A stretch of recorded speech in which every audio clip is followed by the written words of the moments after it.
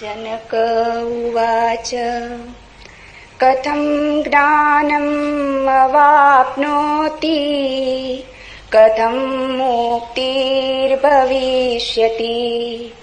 वैराग्यं च कथं प्राप्तम् एतद् ब्रूहि मम प्रभो।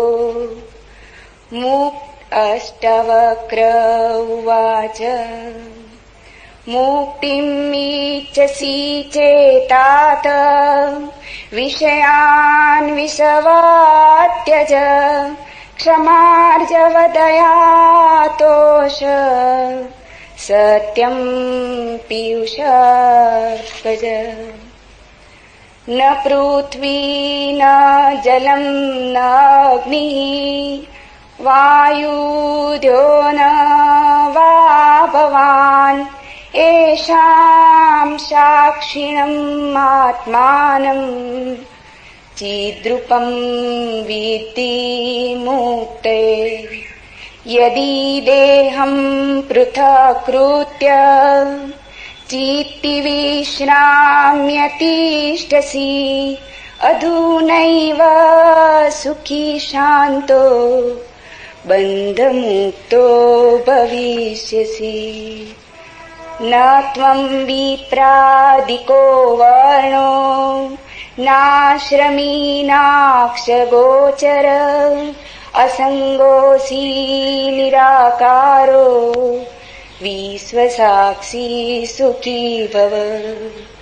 धर्माधर्मौ सुखं दुःखं मानसानि न ते विभो न कर्तासि न भोक्तासि मुक्त एवासि सर्वदा।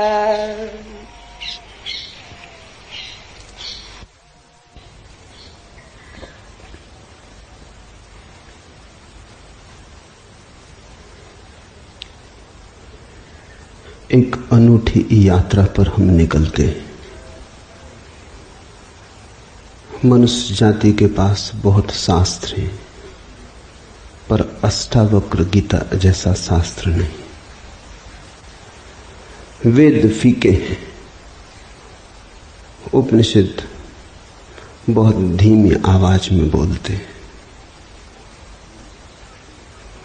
गीता में भी ऐसा गौरव नहीं जैसा अष्टावक्र की संहिता में। कुछ बात ही अनूठी है। सबसे बड़ी बात तो यह है कि न समाज, न राजनीति,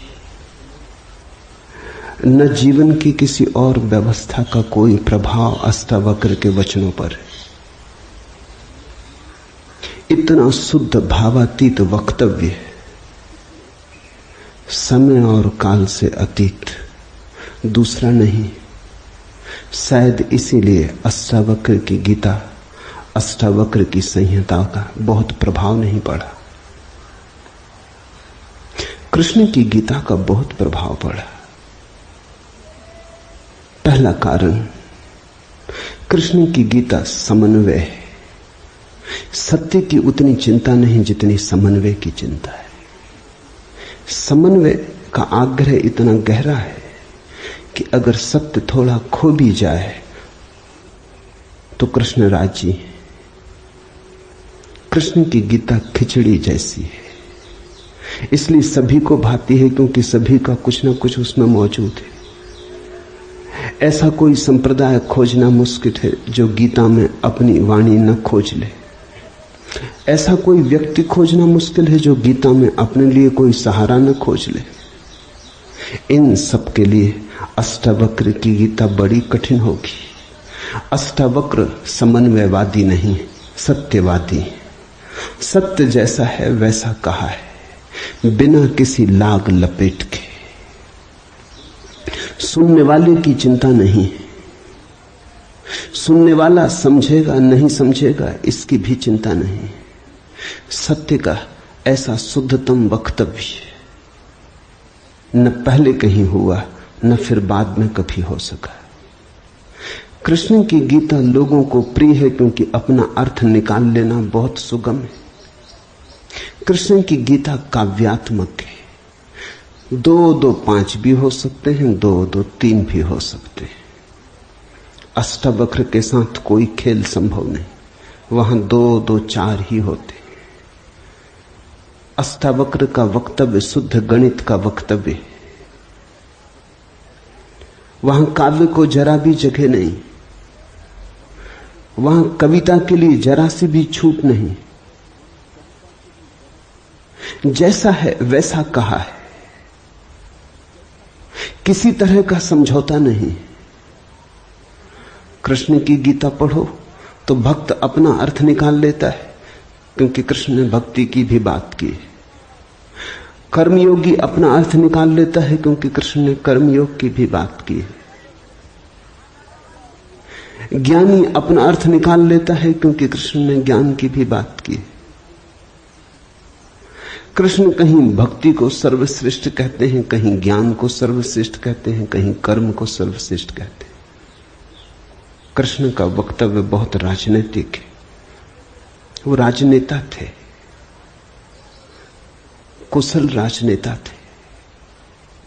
सिर्फ राजनेता थे इतना ही कहना उचित नहीं, कुटिल राजनीतिज्ञ थे, डिप्लोमेट थे। उनके वक्तव्य में बहुत सी बातों का ध्यान रखा गया, इसलिए सभी को गीता भा जाती है। इसलिए तो गीता पर हजारों टीकाएं हैं, अष्टावक्र पर कोई चिंता नहीं करता,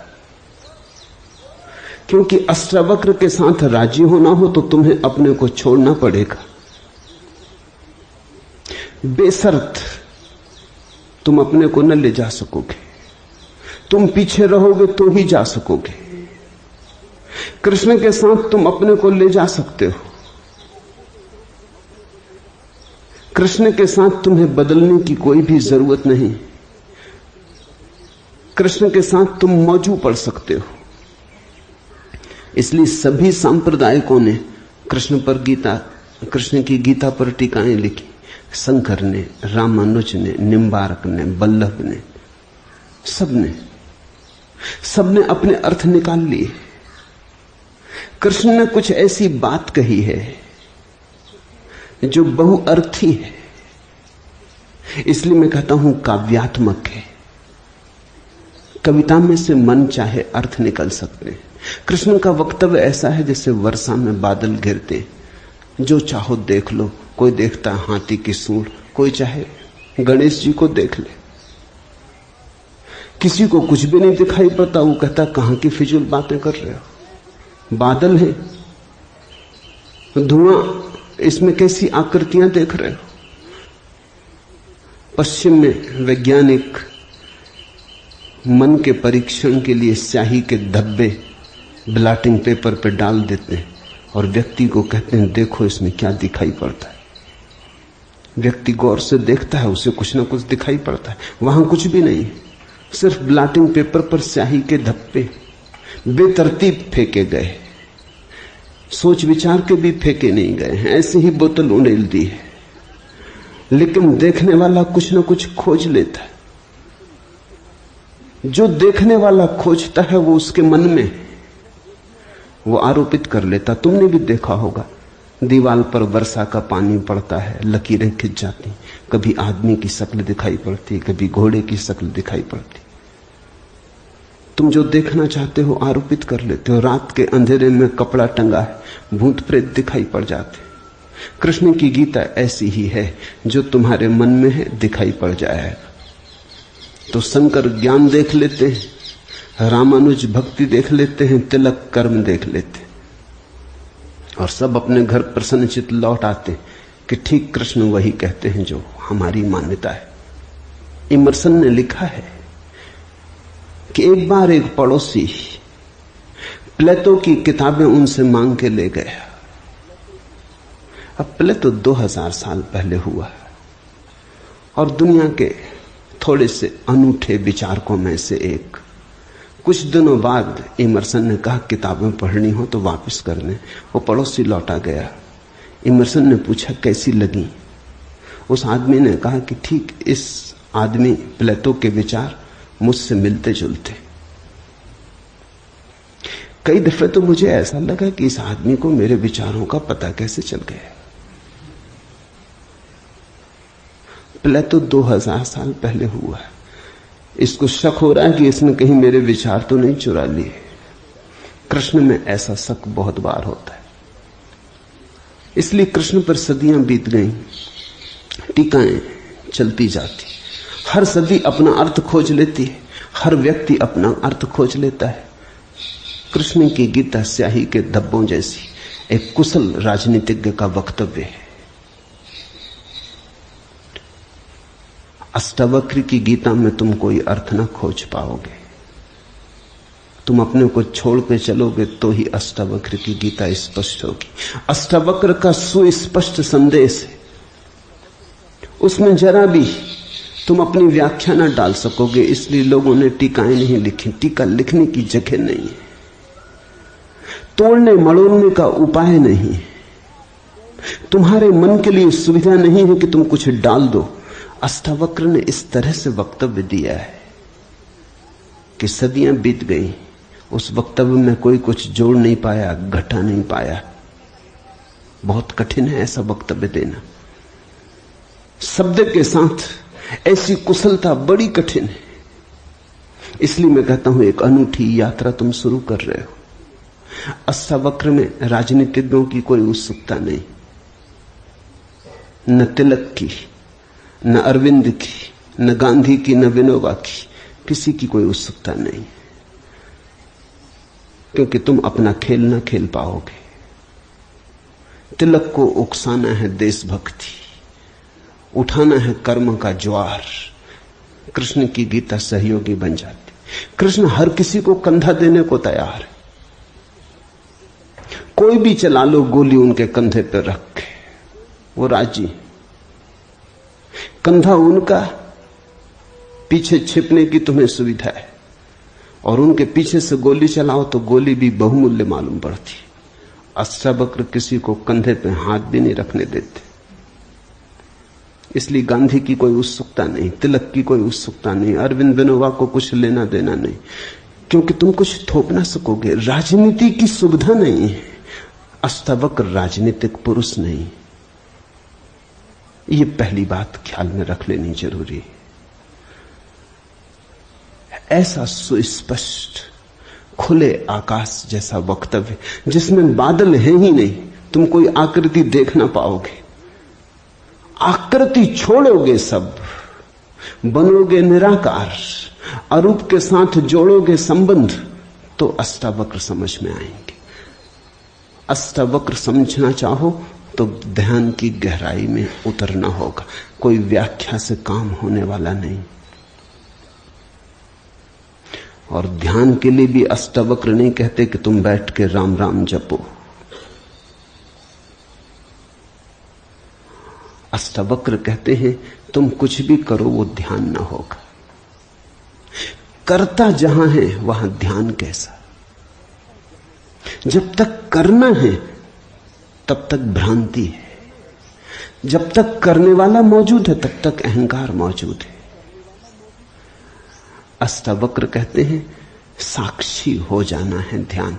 जहां करता छूट जाता तुम सिर्फ देखने वाले रह जाते। दृष्टा मात्र, दृष्टा मात्र हो जाने में ही दर्शन है, दृष्टा मात्र हो जाने में ही ध्यान है, दृष्टा मात्र हो जाने में ही ज्ञान है। इसके पहले कि हम सूत्र में उतरे, अष्टावक्र के संबंध में कुछ बातें समझ लेनी जरूरी है। ज्यादा पता नहीं, क्योंकि न तो वे सामाजिक पुरुष थे न राजनीतिक, तो इतिहास में कोई उल्लेख नहीं। बस थोड़ी सी घटनाएं ज्ञात हैं, वो भी बड़ी अजीब, भरोसा करने योग्य नहीं, लेकिन समझोगे तो बड़े गहरे अर्थ खुलेंगे। पहली घटना, अष्टावक्र पैदा हुए उसके पहले की, पीछे का तो कुछ पता नहीं। गर्भ की घटना, पिता बड़े पंडित, अष्टावक्र मां के गर्भ में, पिता रोज वेद का पाठ करते और अष्टावक्र गर्भ में सुनते। एक दिन अचानक गर्भ से आवाज आती कि रुको भी, ये सब बकवास है, ज्ञान इसमें कुछ भी नहीं, बस शब्दों का संग्रह। शास्त्र में ज्ञान कहां? ज्ञान स्वयं में है। शब्द में सत्य कहां? सत्य स्वयं में।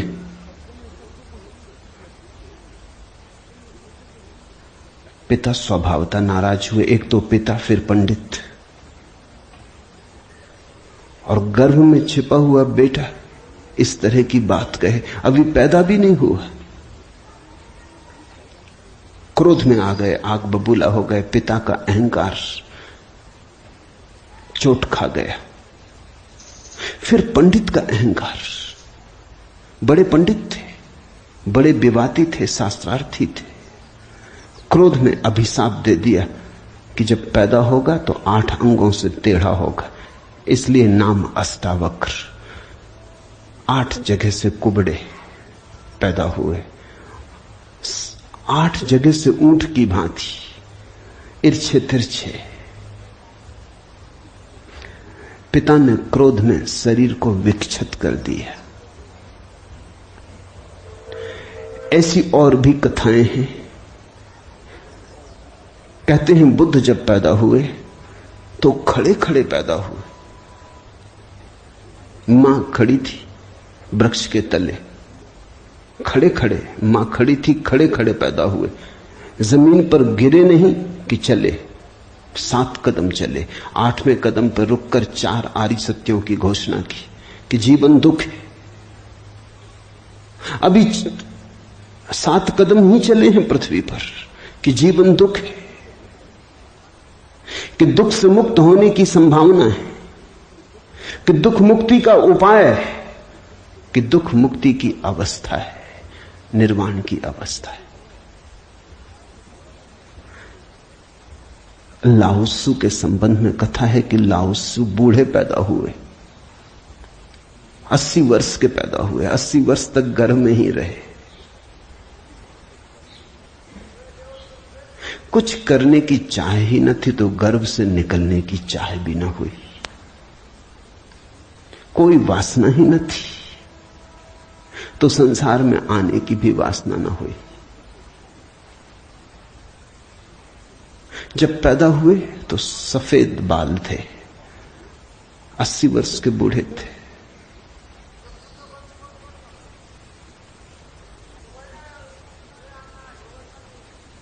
जरथुस्त्र के संबंध में कथा है कि जब जरथुस्त्र पैदा हुए तो पैदा होते से ही खिलखिला के हंसे, मगर इन सबको मात कर दिया अष्टावक्र ने। ये तो पैदा होने की बात है। अष्टावक्र ने अपना पूरा वक्तव्य दे दिया पैदा होने के पहले। ये कथाएं महत्वपूर्ण हैं। इन कथाओं में इन व्यक्तियों के जीवन की सारी सार संपदा है, निचोड़ है। बुद्ध ने जो जीवन भर में कहा उसका निचोड़। बुद्ध ने अष्टांगिक मार्ग का उपदेश दिया तो 7 कदम चले, 8वें पर रुक गए। 8 अंग हैं कुल। पहुंचने की अंतिम अवस्था है सम्यक समाधि। उस समाधि की अवस्था में ही पता चलता है जीवन के पूरे सत्य का। वो 4 आर्य सत्यों की घोषणा करती। लाओत्सु बूढ़ा पैदा हुआ। लोगों को 80 साल लगते हैं, तब भी ऐसी समझ नहीं आ पाती। बूढ़े होकर भी लोग बुद्धिमान कहां हो पाते। बूढ़ा होना और बुद्धिमान होना पर्यायवाची तो नहीं। बाल तो धूप में भी पकाए जा सकते हैं। लाओत्सु की कथा इतना ही कहती है कि अगर जीवन में त्वरा हो तीव्रता हो तो जो 80 साल में घटता है वो एक क्षण में घट सकता है। प्रज्ञा की तीव्रता हो तो एक क्षण में घट सकता है। बुद्धि मलिन हो तो 80 साल में भी कहां घटता है। जरथुस्त्र जन्म के साथ ही हंसे। जरथुस्त्र का धर्म अकेला धर्म है दुनिया में जिसको हंसता हुआ धर्म कह सकते। अति पार्थिव पृथ्वी का धर्म है। इसलिए तो पारसी दूसरे धार्मिकों को धार्मिक नहीं मालूम होते, नाचते गाते प्रसन्न। जरथुस्त्र का धर्म हंसता हुआ धर्म है, जीवन के स्वीकार का धर्म है, निषेध नहीं है, त्याग नहीं है। तुमने कोई पारसी साधु देखा? नंग धड़ंग खड़ा हो जाए, छोड़ दे, धूप में खड़ा हो जाए, धूनी रमा के बैठ जाए? नहीं, पारसी धर्म में जीवन को सताने, कष्ट देने की कोई व्यवस्था नहीं। जरथुस्त्र का सारा संदेश यही है कि जब हंसते हुए परमात्मा को पाया जा सकता है तो रोते हुए क्यों पाना। जब नाचते हुए पहुंच सकते हैं उस मंदिर तक तो नाहक कांटे क्यों बोने। जब फूलों के साथ जाना हो सकता है तो ये दुखवाद क्यों। इसलिए ठीक है, प्रतीक ठीक है कि जरथुस्त्र पैदा होते हंसे। इन कथाओं में इतिहास मत खोजना, ऐसा हुआ है ऐसा नहीं है, लेकिन इन कथाओं में एक बड़ा गहरा अर्थ है। तुम्हारे पास एक बीज पड़ा है, जब तुम बीज को देखते हो तो इससे पैदा होने वाले फूल की कोई भी तो खबर नहीं मिलती। ये क्या हो सकता है इसकी भनक भी तो नहीं आती। ये कमल बनेगा, खिलेगा, जल में रहेगा और जल से अछूता रहेगा, सूरज की किरणों पर नाचेगा और सूरज भी ईर्ष्यालु होगा इसके सौंदर्य से, इसकी कोमलता से, इसके अपूर्व गरिमा, इसके प्रसाद से, इसकी सुगंध आकाश में उड़ेगी। ये बीज को देखकर तो पता भी नहीं चलता। बीज को तो देख के इसकी कोई कल्पना भी नहीं कर सकता, अनुमान भी नहीं कर सकता। लेकिन एक दिन ये घटता है। तो दो तरह से हम सोच सकते हैं। या तो हम बीज को पकड़ लें जोर से और हम कहें जो बीज में दिखाई नहीं पड़ा वो कमल में भी घट नहीं सकता। ये भ्रम है, ये धोखा है, ये झूठ है। जिनको हम तर्कनिष्ठ कहते हैं, संदेहशील कहते हैं, उनका यही आधार है। वो कहते हैं जो बीज में नहीं दिखाई पड़ा वो फूल में हो नहीं सकता, कहीं भ्रांति हो रही है। इसलिए संदेहशील व्यक्ति बुद्ध को मान नहीं पाता, महावीर को स्वीकार नहीं कर पाता, जीसस को अंगीकार नहीं कर पाता, क्योंकि वो कहते हैं हमने जाना इनको। जीसस अपने गांव में आए, बड़े हैरान हुए, गांव के लोगों ने कोई चिंता ही न की। जीसस का वक्तव्य है कि पैगंबर की अपने गांव में पूजा नहीं होती। कारण क्या रहा होगा, क्यों नहीं होती गांव में पूजा पैगंबर की? गांव के लोगों ने बचपन से देखा, बड़े ही जोसेफ का लड़का है, लकड़ियां ढोते देखा, रिंदा चलाते देखा, लकड़ियां चीरते देखा, पसीने से लथपथ देखा, सड़कों पर खेलते देखा, झगड़ते देखा। गांव के लोग इसे बचपन से जानते हैं, बीज की तरह देखा। आज अचानक ये हो कैसे सकता है कि परमात्मा का पुत्र हो गया? नहीं, जिसने बीज को देखा है वो फूल को मान नहीं पाता। वो कहता जरूर धोखा होगा, बेईमानी होगी, ये आदमी पाखंडी है। बुद्ध अपने घर वापस लौटे तो पिता, सारी दुनिया को जो दिखाई पड़ रहा था वो पिता को दिखाई नहीं पड़ा। सारी दुनिया अनुभव कर रही थी एक प्रकाश, दूर दूर तक खबरें जा रही थी, दूर देशों से लोग आने शुरू हो गए थे। लेकिन जब वापस बुद्ध घर आए 12 साल बाद, तो पिता ने कहा मैं तुझे अभी भी क्षमा कर सकता हूं, यद्यपि तूने काम तो बुरा किया है, सताया तो तूने हमें, अपराध तो तूने किया, लेकिन मेरे पास पिता का हृदय, मैं माफ कर दूंगा, द्वार तेरे लिए खुले, मगर फेंक ये भिक्षा का पात्र, हटा ये भिक्षु का वेश, ये सब नहीं चलेगा। तो वापस लौटा, ये राज्य तेरा है, मैं बूढ़ा हो गया, इसको कौन संभालेगा, हो गया बचपना बहुत, अब बंद करो ये सब खेल। बुद्ध ने कहा कृपा कर मुझे देखें तो, जो गया था वो वापस नहीं आया है, ये कोई और ही आया है, जो आपके घर पैदा हुआ था वही वापस नहीं आया है, ये कोई और ही आया है, बीज फूल होके आया है। गौर से तो देखो, पिता ने कहा तू मुझे सिखाने चला है, पहले दिन से जब तू पैदा हुआ था तब से तुझे जानता हूं। किसी और को धोखा देना, किसी और को समझा लेना, भ्रम में डाल देना, मुझे तू भ्रम में न डाल पाएगा।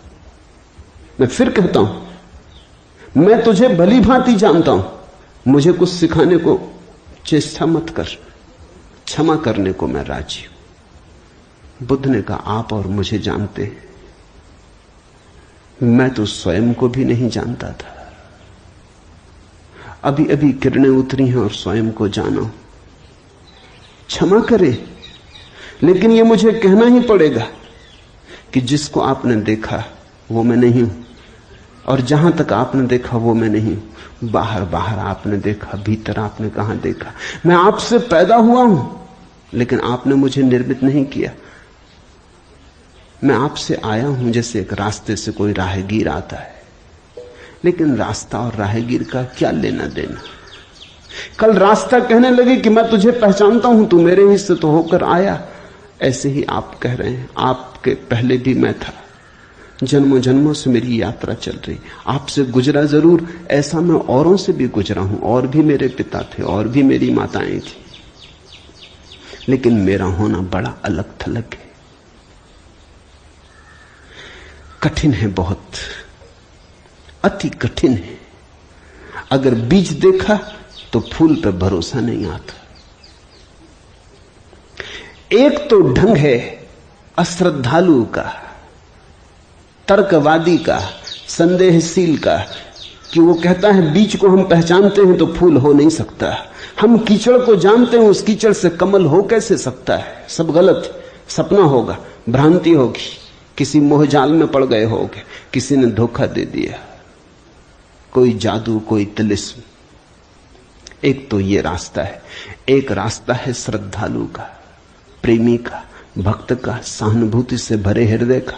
वो फूल को देखता है और फूल से पीछे की तरफ यात्रा करता है। वो कहता है जब फूल में ऐसा सुगंध हुई, जब फूल में ऐसी विभा प्रकट हुई, जब फूल में ऐसी प्रतिभा, जब फूल में ऐसा कुंवारापन दिखा, तो जरूर बीज में भी रहा होगा, क्योंकि जो फूल में हुआ है वो बीज में न हो तो हो ही नहीं सकता। ये सारी कथाएं घटी हैं, ऐसा नहीं।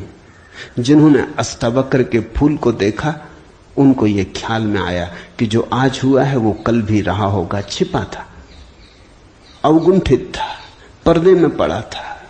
जो आज है, अंत में है, वो प्रथम भी रहा होगा।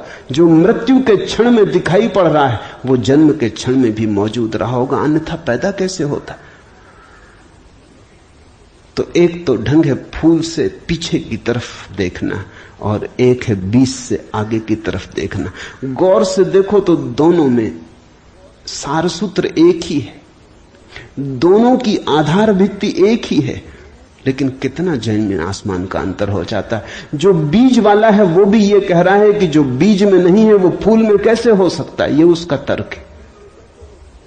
फूल वाला भी यही कह रहा है, वो कह रहा है जो फूल में है वो बीज में भी होना ही चाहिए। दोनों का तर्क तो एक है, लेकिन दोनों के देखने के ढंग अलग है।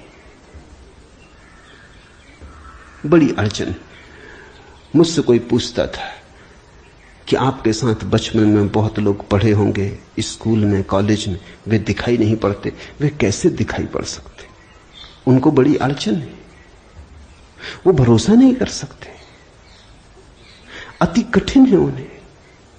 कल ही मेरे पास रायपुर से किसी ने एक अखबार भेजा, श्री हरिशंकर परसाई ने एक लेख मेरे खिलाफ लिखा है।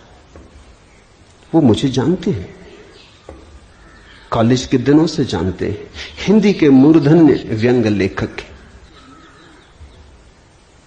मेरे मन में उनकी कृतियों का आदर है। लेख में उन्होंने लिखा है कि जबलपुर की हवा में कुछ खराबी है। यहां धोखेबाज और धूर्ती पैदा होते, जैसे रजनीश, महेश योगी, मुंदड़ा, 3 नाम उन्होंने गिनाए। धन्यवाद उनका, कम से कम मेरा नाम नंबर 1 तो गिनाया। इतनी याद तो रखी, एकदम बिसार नहीं दिया, बिल्कुल भूल गए हो ऐसा नहीं। लेकिन अर्चन स्वाभाविक है, सीधी साफ है, मैं उनकी बात समझ सकता हूं। ये असंभव है बीज को देखा तो फूल में भरोसा। फिर जिन्होंने फूल को देखा उन्हें बीज में भरोसा मुश्किल हो जाता है। तो सभी महापुरुषों की जीवन कथाएं 2 ढंग से लिखी जाती हैं। जो उनके विपरीत हैं वो बचपन से यात्रा शुरू करते हैं, जो उनके पक्ष में है वो अंत से यात्रा शुरू करते हैं और बचपन की तरफ जाते हैं। दोनों एक अर्थ में सही है, लेकिन जो बचपन से यात्रा करके अंत की तरफ जाते हैं वो वंचित रह जाते हैं। उनका सही होना उनके लिए आत्मघाती है। जो अंत से यात्रा करते हैं और पीछे की तरफ जाते हैं वो धन्यभागी हैं, क्योंकि बहुत कुछ उन्हें अनायास मिल जाता है जो कि पहले तर्कवादियों को नहीं मिल पाता। अब न केवल मैं गलत मालूम होता हूं, मेरे कारण जबलपुर तक की हवा उनको गलत मालूम होती। कुछ भूल हवा पानी में होनी चाहिए। यदि मैं उनको कहना चाहूंगा जबलपुर को कोई हक नहीं है मेरे संबंध में हवा पानी को अच्छा या खराब तय करने का। जबलपुर से मेरा कोई बहुत नाता नहीं है। थोड़े दिन वहां था, महेश योगी भी थोड़े दिन वहां थे, उनका भी कोई नाता नहीं। हम दोनों का नाता किसी और जगह से है। उस जगह के लोग इतने सोए हैं कि उन्हें अभी खबर ही नहीं है। महेश योगी और मेरा जन्म पास ही पास हुआ, दोनों गाडरवाड़ा के आसपास पैदा हुए। उनका जन्म चिचली में हुआ, मेरा जन्म कुचवाड़े में हुआ। अगर हवा पानी खराब है तो वहां का होगा। इसका दुख गाडरवाड़ा को होना चाहिए, कभी होगा, या सुख। जबलपुर को इसमें बीच में आना नहीं चाहिए। लेकिन मन कैसे तर्क रचता है। अब जो अष्टावक्र की कथा को देखेगा वो सुनते से ही कह देगा गलत, असंभव। ये तो कथा जिन्होंने लिखी है उनको भी पता है कि कहीं कोई गर्व से बोलता है। वो तो केवल इतना कह रहे हैं कि जो आखिर में प्रकट हुआ वो गर्भ में मौजूद रहा होगा। जो वाणी आखिर में खिली वो किसी न किसी गहरे तल पर गर्भ में भी मौजूद रही होगी, अन्यथा खिलती कहां से, आती कहां से? सुनने से थोड़ी कुछ आता है, हर चीज के पीछे कारण है। नहीं देख पाए हो हम, लेकिन था तो मौजूद। ये सारी कथाएं इसी का सूचक देती हैं। अष्टावक्र के संबंध में दूसरी बात जो ज्ञात है वो है जब वे 12 वर्ष के थे। बस 2 ही बातें ज्ञात हैं। तीसरी उनकी अष्टावक्र गीता है, या कुछ लोग कहते हैं अष्टावक्र संहिता। जब वे 12 वर्ष के थे तो एक बड़ा विशाल शास्त्रार्थ जनक ने रचा। जनक सम्राट थे और उन्होंने सारे देश के पंडितों को निमंत्रण दिया और उन्होंने 1000 गायें राजमहल के द्वार पर खड़ी कर दी और उन गायों के सींगों पर सोना मढ़ दिया और हीरे जवाहरात लटका दिए और कहा जो भी विजेता होगा वो इन गांवों को हाँक के ले जाए। बड़ा विवाद हुआ। अष्टावक्र के पिता भी उस विवाद में गए। खबर आई सांझ होते होते कि पिता हार रहे हैं। सबसे तो जीत चुके थे, वंदिन नाम के एक पंडित से हारे जा रहे हैं। ये खबर सुन के अष्टावक्र भी राजमहल पहुंच गया। सभा सजी थी। विवाद अपनी आखिरी चरम अवस्था में था। निर्णायक घड़ी करीब आती थी। पिता के हारने की स्थिति बिल्कुल पूरी तय हो चुकी थी। अब हारे तब हारे की अवस्था थी। अष्टावक्र दरबार में भीतर चला गया। पंडितों ने उसे देखा। महापंडित इकट्ठे थे। उसका 8 अंगों से टेढ़ा मेढ़ा शरीर, वो चलता तो भी देख के लोगों को हंसी आती। उसका चलना भी बड़ा हास्यास्पद था। सारी सभा हंसने लगी। अष्टावक्र भी खिल के हंसा। जनक ने पूछा, और सब हंसते हैं वो तो मैं समझ गया क्यों हंसते, लेकिन बेटे तू क्यों हंसा? अष्टावक्र ने कहा, मैं इसलिए हंस रहा हूं कि इन चम्हारों की सभा में सत्य का निर्णय हो रहा है। बड़ा आदमी अनूठा रहा होगा। ये चम्हार यहां क्या कर रहे हैं? सन्नाटा छा गया। चम्हार? सम्राट ने पूछा, तेरा मतलब? उसने कहा, सीधी सी बात है, इनको चमड़ी ही दिखाई पड़ती, मैं नहीं दिखाई पड़ता। मुझसे सीधा साधा आदमी खोजना मुश्किल है, वो तो इनको दिखाई ही नहीं पड़ता। इनको आड़ा टेढ़ा शरीर दिखाई पड़ता है। ये चम्हार है, ये चमड़ी के पारखी। राजन, मंदिर के टेढ़े होने से कहीं आकाश टेढ़ा होता है?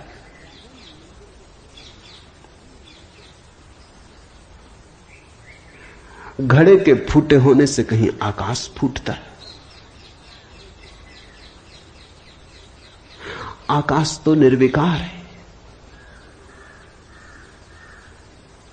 मेरा शरीर टेढ़ा मेढ़ा है, लेकिन मैं तो नहीं। ये जो भीतर बसा है इसकी तरफ तो देखो। इससे तुम सीधा साधा और कुछ खोज ना सकोगे।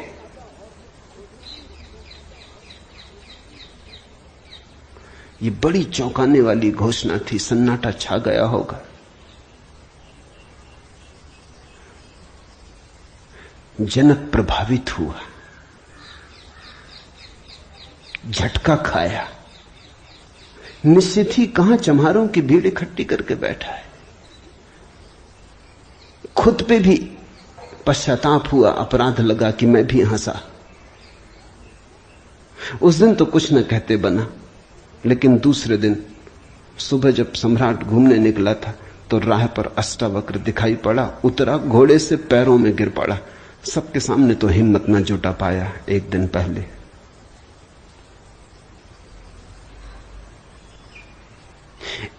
पहले तो कहा था, बेटे तू क्यों हंसता है? 12 साल का लड़का था। उम्र तौली थी, आज उम्र नहीं तौली। आज घोड़े से उतर गया, पैर पर गिर पड़ा, साष्टांग दंडवत, और कहा, पधारें राजमहल, मेरी जिज्ञासाओं का समाधान करें। हे प्रभु, आए मेरे घर। बात मेरी समझ में आ गई। रात भर में सो ना सका। ठीक ही कहा। शरीर को ही जो पहचानते हैं उनकी पहचान गहरी कहां। आत्मा के संबंध में विवाद कर रहे हैं और अभी भी शरीर में रस और विरस पैदा होता है, घृणा, आकर्षण पैदा होता है। मर्त्य को देख रहे हैं, अमृत की चर्चा करते हैं। धन्य भाग मेरे कि आप आए और मुझे चौंकाया, मेरी नींद तोड़ दी। अब पधारो। राजमहल में उसने बड़ी सजावट कर रखी थी। स्वर्ण सिंहासन पर बिठाया था इस 12 साल के अष्टावक्र को और उससे जिज्ञासा की। पहला सूत्र जनक की जिज्ञासा है। जनक ने पूछा है, अष्टावक्र ने समझाया है। इससे ज्यादा अष्टावक्र के संबंध में और कुछ पता नहीं है, और कुछ पता होने की जरूरत भी नहीं। काफी है, इतना बहुत है। हीरे बहुत होते भी नहीं, कंकड़ पत्थर ही बहुत होते हैं। हीरा एक भी काफी होता है। ये दो छोटी सी घटनाएं हैं। एक तो जन्म के पहले की गर्भ से आवाज और घोषणा कि क्या पागलपन में पड़े हो, शास्त्र में उलझे हो, शब्द में उलझे हो, जागो। ये ज्ञान नहीं है, ये सब उधार है, ये सब बुद्धि का ही जाल है, अनुभव नहीं है। इसमें रंच मात्र भी सार नहीं है। कब तक अपने को भरमाए रखोगे? और दूसरी घटना, राजमहल में हंसना पंडितों का और कहना अष्टावक्र का कि जीवन में देखने की दो दृष्टियां हैं, एक आत्मदृष्टि, एक चर्म दृष्टि। चम्हार चमड़ी को देखता है, प्रज्ञावान आत्मा को देखता है। तुमने गौर किया? चम्हार तुम्हारे चेहरे की तरफ देखते नहीं, वो जूते को ही देखता। असल में चम्हार जूते को देख के सब पहचान लेता तुम्हारे संबंध में कि आर्थिक हालत कैसी है,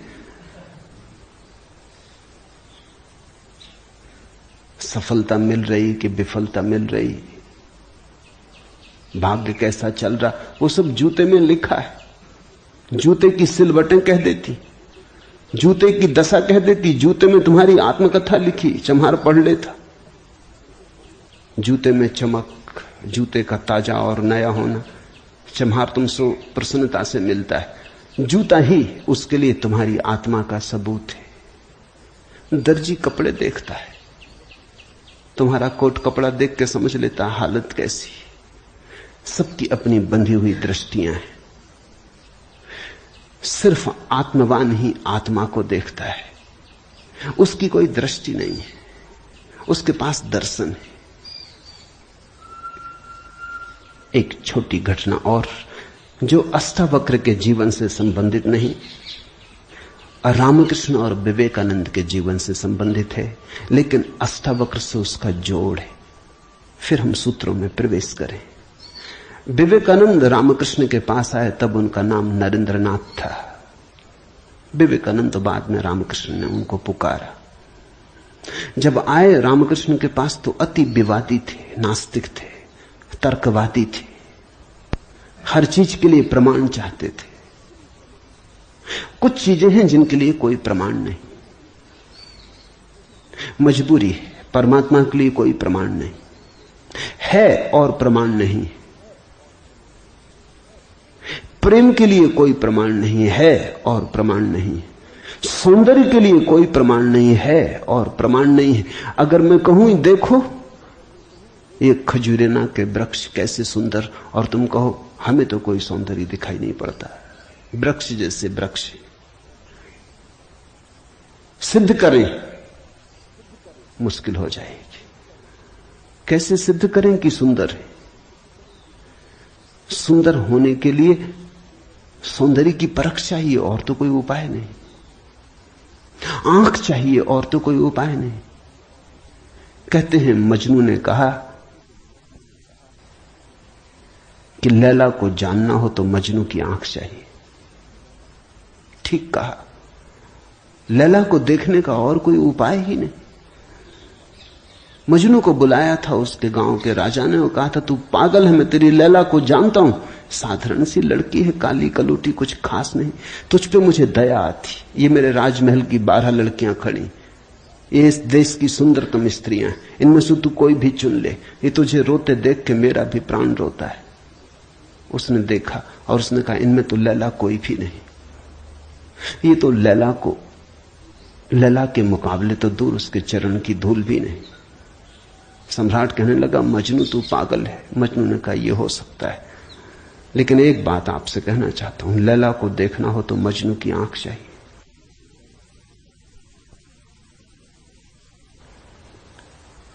कहा मजनू ने। अगर वृक्षों के सौंदर्य को देखना हो तो कला की आंख चाहिए और कोई प्रमाण नहीं। अगर किसी के प्रेम को पहचानना हो तो प्रेमी का हृदय चाहिए और कोई प्रमाण नहीं। और परमात्मा तो इस जगत के सारे सौंदर्य और सारे प्रेम और सारे सत्य का इकट्ठा नाम है। उसके लिए तो ऐसा निर्विकार चित्त चाहिए, ऐसा साक्षी भाव चाहिए जहां कोई शब्द न रह जाए, कोई विचार न रह जाए, कोई तरंग न उठे, वहां कोई धूल न रह जाए, मन की और चित्त का दर्पण परिपूर्ण शुद्ध हो। प्रमाण कहां? रामकृष्ण से विवेकानंद ने कहा प्रमाण चाहिए। है परमात्मा तो प्रमाण थे। और विवेकानंद को देखा रामकृष्ण ने। बड़ी थी संभावना इस युवक की, बड़ी थी यात्रा इसके भविष्य की, बहुत कुछ होने को पड़ा था इसके भीतर, बड़ा खजाना था, उससे ये अपरिचित है। रामकृष्ण ने देखा, इस युवक के पिछले जन्मों में झांका। ये बड़ी संपदा, बड़े पुण्य की संपदा लेकर आ रहा है। ये ऐसे ही तर्क में दबा न रह जाए। कराह उठा होगा पीड़ा और करुणा से रामकृष्ण का हृदय। उन्होंने कहा छोड़, प्रमाण वगैरह बाद में सोच लेंगे। मैं जरा बूढ़ा हुआ, मुझे पढ़ने में अड़चन होती, तू अभी जवान, तेरी आंख अभी तेज, ये किताब पढ़ी, इसे तू पढ़। वो थी अष्टावक्र गीता, जरा मुझे सुनाते। कहते हैं विवेकानंद को इसमें तो कुछ अड़चन न मालूम पड़ी। यह आदमी कुछ ऐसी तो कोई खास बात नहीं मांग रहा है। 2-4 सूत्र पढ़े और एक घबराहट और रोआ रोआ कपने लगा। और विवेकानंद ने कहा मुझसे नहीं पढ़ा जाता। रामकृष्ण ने कहा पढ़ भी, इसमें हर्ज क्या है, तेरा क्या बिगाड़ लेगी ये किताब, तू जवान है अभी, तेरी आंख अभी ताजी, और मैं बूढ़ा हुआ, मुझे पढ़ने में दिक्कत होती, और ये किताब मुझे पढ़नी तो तू पढ़ के सुना दे। कहते उस किताब को सुनाते सुनाते ही विवेकानंद डूब गए। रामकृष्ण ने देखा इस व्यक्ति के भीतर बड़ी संभावना है, बड़ी शुद्ध संभावना है, जैसी एक बोधिसत्व की होती, जो कभी न कभी बुद्ध होना जिसका निर्णीत है, आज नहीं कल, भटके कितना ही, बुद्धत्व जिसके पास चला आ रहा है। क्यों अष्टावक्र की गीता रामकृष्ण ने कही कि तू पढ़ के मुझे सुना दे? क्योंकि इससे ज्यादा शुद्धतम वक्तव्य और कोई नहीं। ये शब्द भी अगर तुम्हारे भीतर पहुंच जाएं तो तुम्हारी सोई हुई आत्मा को जगाने लगेंगे। ये शब्द तुम्हें तरंगायित करेंगे, ये शब्द तुम्हें आह्लादित करेंगे, ये शब्द तुम्हें झकझोरेंगे। इन शब्दों के साथ क्रांति घटित हो सकती। अष्टावक्र की गीता को मैंने यूं ही नहीं चुना है, और जल्दी नहीं चुना, बहुत देर करके चुना है, सोच विचार के। दिन थे जब मैं कृष्ण की गीता पर बोला, क्योंकि भीड़ भाड़ मेरे पास थी। भीड़ भाड़ के लिए अष्टावक्र गीता का कोई अर्थ न था। बड़ी चेष्टा करके भीड़ भाड़ से छुटकारा पाया है। अब तो थोड़े से विवेकानंद यहां हैं, अब तो उनसे बात करनी है जिनकी बड़ी संभावना है। उन थोड़े से लोगों के साथ मेहनत करनी है जिनके साथ मेहनत का परिणाम हो सकता है। अब हीरे तराशने, कंकड़ पत्थरों पर यह छेनी खराब नहीं करनी, इसलिए चुनी है अष्टावक्र की गीता। तुम तैयार हुए हो इसलिए चुनी। पहला सूत्र, जनक ने कहा, हे प्रभु, पुरुष ज्ञान को कैसे प्राप्त होता है, और मुक्ति कैसे होगी, और वैराग्य कैसे प्राप्त होगा, यह मुझे कहिए। एतत् मम ब्रूहि प्रभु, मुझे समझाएं प्रभु। 12 साल के लड़के से सम्राट जनक का कहना, हे प्रभु भगवान मुझे समझाएं। एतत् मम ब्रूहि, मुझे ना समझ को कुछ समझ दें, मुझे अज्ञानी को जगाएं। 3 प्रश्न पूछे हैं। कथम ज्ञानम, कैसे होगा ज्ञान? साधारणता तो हम सोचेंगे कि यह भी कोई पूछने की बात है, किताबों में भरा पड़ा है। जनक भी जानता था किताबों में भरा पड़ा है वो ज्ञान नहीं, वो केवल ज्ञान की धूल है, राख है। ज्ञान की ज्योति जब जलती है तो पीछे राख छूट जाती है, राख इकट्ठी होती चली जाती, शास्त्र बन जाती। वेद राख है। कभी जलते हुए अंगारे थे, ऋषियों ने उन्हें अपनी आत्मा में जलाया था, फिर राख रह गए। फिर राख संयोजित की जाती, संग्रहित की जाती, सुव्यवस्थित की जाती। जैसे जब आदमी मर जाता है तो हम उसकी राख इकट्ठी कर लेते हैं, उसको फूल कहते हैं। बड़े मजेदार लोग हैं जिंदगी में जिसको फूल नहीं कहा। उसकी हड्डी वड्डियां इकट्ठी कर लाते हैं, कहते फूल संजोला है, फिर संभाल कर रखते, मंजूसा बनाते। जिसको जिंदगी में कभी फूल का आदर नहीं दिया, जिसको जिंदगी में कभी फूल की तरह देखा नहीं, जब मर जाता है आदमी पागल है, तब उसकी हड्डी को, राख को फूल कहते। ऐसे ही जब कोई बुद्ध जीवित होता है तब तुम सुनते नहीं। जब कोई महावीर तुम्हारे बीच से गुजरता है तब तुम नाराज होते हो। लगता है यह आदमी तुम्हारे सपने तोड़ रहा है या तुम्हारी नींद में दखल डाल रहा है। ये कोई जगाने का वक्त है? अभी अभी तो सपना आना शुरू हुआ था, अभी अभी तो जरा जीतना शुरू किया था जिंदगी में, अभी अभी तो दांव ठीक लगने लगे थे, तीर ठीक ठीक जगह पड़ने लगा था, और ये सज्जन आ गए। ये कहते हैं सब आसार है।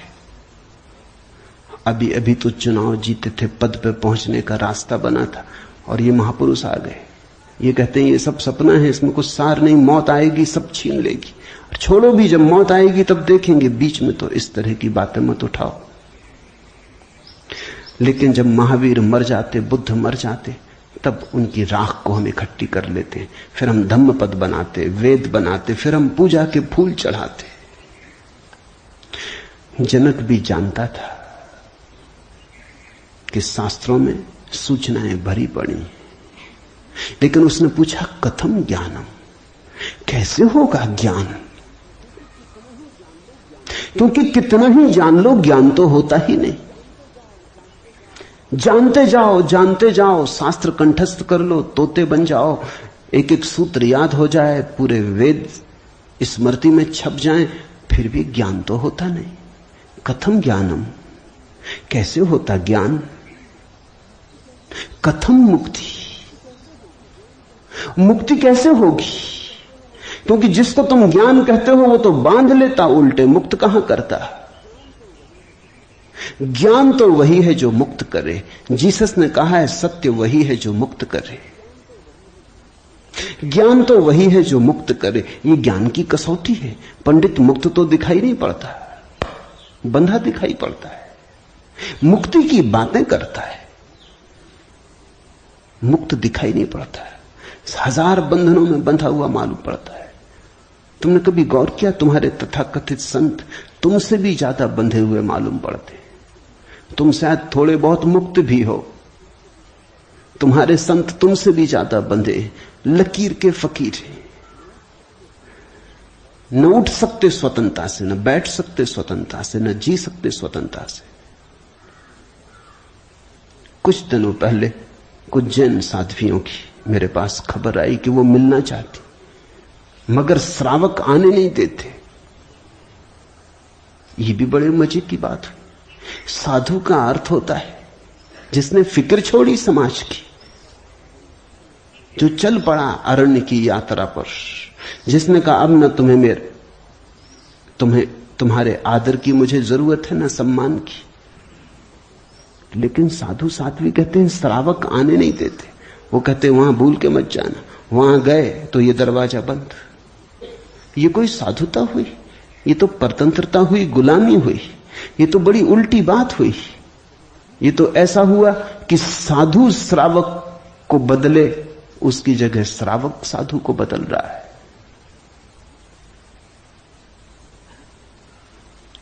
एक मित्र ने आके मुझे कहा, एक जैन साध्वी आपकी किताबें पढ़ती लेकिन चोरी से। टेप भी सुनना चाहती लेकिन चोरी से। और अगर कभी किसी के सामने आपका नाम भी ले दो तो वो इस तरह हो जाती जैसे उसने कभी आपका नाम सुना ही नहीं। ये मुक्ति हुई। जनक ने पूछा कथम मुक्ति, कैसे होती मुक्ति, क्या है मुक्ति? उस ज्ञान को मुझे समझाएं जो मुक्त कर देता है। स्वतंत्रता मनुष्य की सबसे महत्वपूर्ण आकांक्षा है। सब पालो लेकिन गुलामी अगर रही तो छिदती है। सब मिल जाए, स्वतंत्रता ना मिले तो कुछ भी नहीं मिला। मनुष्य चाहता है खुला आकाश, कोई सीमा ना हो।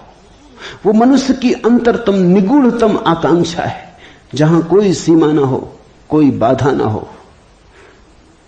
इसी को परमात्मा होने की आकांक्षा कहो, मोक्ष की आकांक्षा कहो। हमने ठीक शब्द चुना है, मोक्ष। दुनिया की किसी भाषा में ऐसा प्यारा शब्द नहीं। स्वर्ग, फिरदौस, इस तरह के शब्द हैं, लेकिन उन शब्दों में मोक्ष की कोई धुन नहीं है। मोक्ष का संगीत ही अनूठा है। उसका अर्थ ही केवल इतना है, ऐसी परम स्वतंत्रता जिस पर कोई बाधा नहीं है। स्वतंत्रता इतनी शुद्ध कि जिस पे कोई सीमा नहीं। पूछा जनक ने कैसे होगी मुक्ति और कैसे होगा वैराग्य? हे प्रभु मुझे समझाकर कहिए। अष्टावक्र ने गौर से देखा होगा जनक की तरफ, क्योंकि गुरु के लिए वही पहला काम है कि जब कोई जिज्ञासा करे तो वो गौर से देखे जिज्ञासा किस स्रोत से आती, पूछने वाले ने क्यों पूछा है। उत्तर तो तभी सार्थक हो सकता है जब प्रश्न क्यों किया गया है वो समझ में आ जाए, वो साफ हो जाए। ध्यान रखना, सद्ज्ञान को उपलब्ध व्यक्ति, सद्गुरु तुम्हारे प्रश्न का उत्तर नहीं देता, तुम्हें उत्तर देता है। तुम क्या पूछते हो इसकी फिक्र कम है, तुमने क्यों पूछा है, तुम्हारे पूछने के पीछे अंतर चेतन में छिपा हुआ जाल क्या है, तुम्हारे प्रश्नों की आड़ में वस्तुतः कौन सी आकांक्षा छिपी है।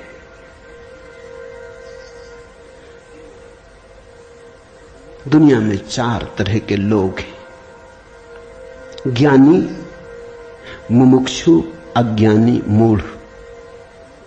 और दुनिया में 4 ही तरह की जिज्ञासाएं होती।